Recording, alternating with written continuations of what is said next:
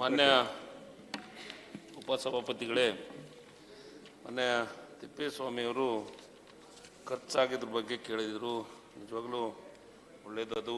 ಈಗಾಗಲೇ ನಾವೇನು ಖರ್ಚು ಮಾಡಿದ್ದೀವಿ ಅಂತ ಕೊಟ್ಟಿದ್ದೀವಿ. ಇನ್ನೂ ಯಾವುದು ಉಳಿದಿದೆ ಅಂತಂದರೆ, ನಮ್ಮಲ್ಲಿ ಉಳಿದಂಥದ್ದು ಅವರ ಸ್ಯಾಲ್ರಿ ಕಾಂಪೋನೆಂಟು ಬಗ್ಗೆ ಖರ್ಚು ತೋರಿಸಿಲ್ಲ ಒಂದು.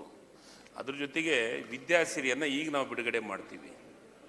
ವಿದ್ಯಾಸಿರಿ ಯೋಜನೆ ಮತ್ತು ಮೆಟ್ರಿಕ್ ನಂತರ, ಮೆಟ್ರಿಕ್ ಪೂರ್ವದ ನಂತರ ಸ್ಕಾಲರ್ಶಿಪ್ಪನ್ನು ಈಗ ಬಿಡುಗಡೆ ಮಾಡ್ತೀವಿ. ಅದನ್ನೆಲ್ಲ ಅಂದರೆ ಅವರ ಒಂದು ಹಾಜರಾತಿ ಮೇಲೆ ನಾವು ಅದನ್ನು ದುಡ್ಡನ್ನು ಬಿಡುಗಡೆ ಮಾಡೋಂಥದ್ದು. ಅದಾದ ಮೇಲೆ ನಮ್ಮ ಇದಕ್ಕೆ ಏನು ಫೀ ರಿಯಂಬರ್ಸ್ಮೆಂಟ್ ಅದು 80 ಕೋಟಿ ಇದೆ ಬ್ಯಾಲೆನ್ಸು, ಅದನ್ನು ಈಗ ಬಿಡುಗಡೆ ಮಾಡ್ತೀವಿ. ಮತ್ತು ಜಿಲ್ಲಾವಾರು 130 ಕೋಟಿ ಇದೆ ಮಾನ್ಯ ಅಧ್ಯಕ್ಷರೇ, ಉಪಸಭಾಪತಿಗಳೇ. ಅದನ್ನು ನಾವು ಇವೆಲ್ಲ ಕಾಂಪೋನೆಂಟು ಇವಾಗ ಮಾತ್ರ ಬಿಡುಗಡೆ ಮಾಡೋಂಥದ್ದು ಈ ತಿಂಗಳ. ನಮ್ಮಲ್ಲೇ ಹಿಂದುಳಿದ ವರ್ಗದೊಳಗೆ ಯಾವ ದುಡ್ಡೂ ಉಳಿಯಂಗಿಲ್ಲ. ನಾವು ಕೊನೆಗೆ ಯಾಕೆ ಆಗುತ್ತಂದರೆ ಮಾನ್ಯ ಅಧ್ಯಕ್ಷರೇ, ಇವೆಲ್ಲವೂ ಸ್ಕಾಲರ್ಶಿಪ್ ಕಾಂಪೋನೆಂಟು ಮತ್ತು ಇದ್ರದ್ದು ಮಾತ್ರ ಇರೋಂಥದ್ದು ಮಾತ್ರ ನಮ್ಮ ಹತ್ರ ಇದೆ. ಅದು ಬಿಟ್ಟರೆ ನಮ್ಮಲ್ಲಿ ಯಾವುದಿಲ್ಲ. ಯಾಕಂದರೆ ನಮ್ಮ ಈಗ ಹೇಳಿದರು, ಒಟ್ಟು ನಮ್ಮ ಇಲಾಖೆಯೊಳಗೆ 3035.4 ಒಟ್ಟು ನಮ್ಮ ಇಲಾಖೆಯ ದುಡ್ಡು. ಅದರೊಳಗೆ ನಾವು 2678.90 ಕೋಟಿ ಇಲಾಖೆದ್ದು. ಉಳಿದಂಥದ್ದು ನಮ್ಮ ಕಾರ್ಪೊರೇಷನ್ಗೆ ಕೊಡುವಂಥದ್ದು, ಅಂದರೆ ಎಲ್ಲ ನಿಗಮಗಳಿಗೆ. ಆ ನಿಗಮಗಳದ್ದು ದುಡ್ಡು ಈಗಾಗಲೇ ಬಿಡುಗಡೆ ಮಾಡಿದ್ದು ನಾವೆಲ್ಲ ಶಾಸಕರಿಗೆ ಅವ್ರನ್ನ ಅಧ್ಯಕ್ಷರನ್ನ ಮಾಡಿದ್ದೀವಿ.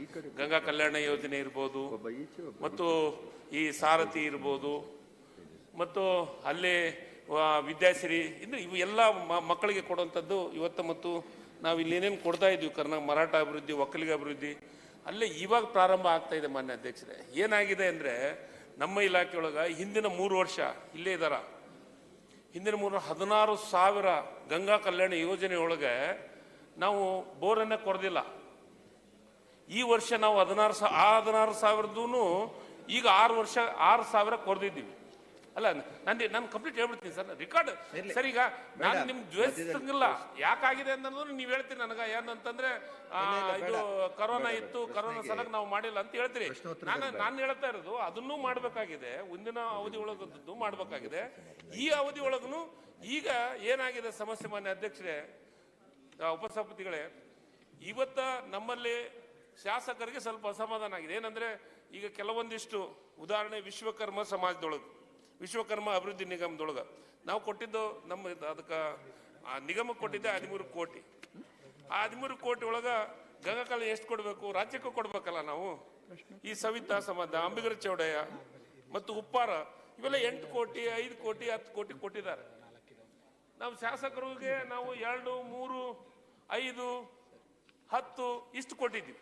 ನಮ್ಮ ಶಾಸಕರು ಮೊನ್ನೆ ಶಾಸಕಾಂಗ ಸಭೆದೊಳಗೆ ಇದ್ರ ಬಗ್ಗೆ ಚರ್ಚೆಗಳಾದವು. ಇಲ್ಲ, ನಾವು 5, 6 ಕೊಟ್ರಂದ್ರೆ ಯಾರಿಗೆ ಕೊಡೋಣ?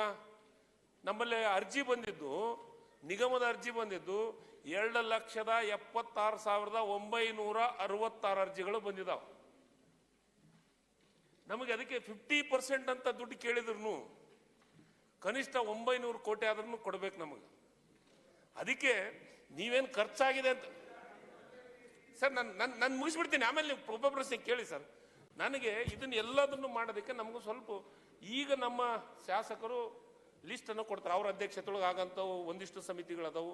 ಇನ್ನೊಂದಿಷ್ಟು ಸಮಿತಿಗಳು ನಮ್ಮ ಜಿಲ್ಲಾ ಅಧಿಕಾರಿಗಳು, CO ಒಂದು ಜಿಲ್ಲೆಗೆ 3-4 ಕೊಟ್ಟದ್ನೊಳಗೆ ಎಲ್ಲ MLA ಒಂದೊಂದು ಕೊಡೋಕೆ ಸಾಧ್ಯ ಇಲ್ಲ.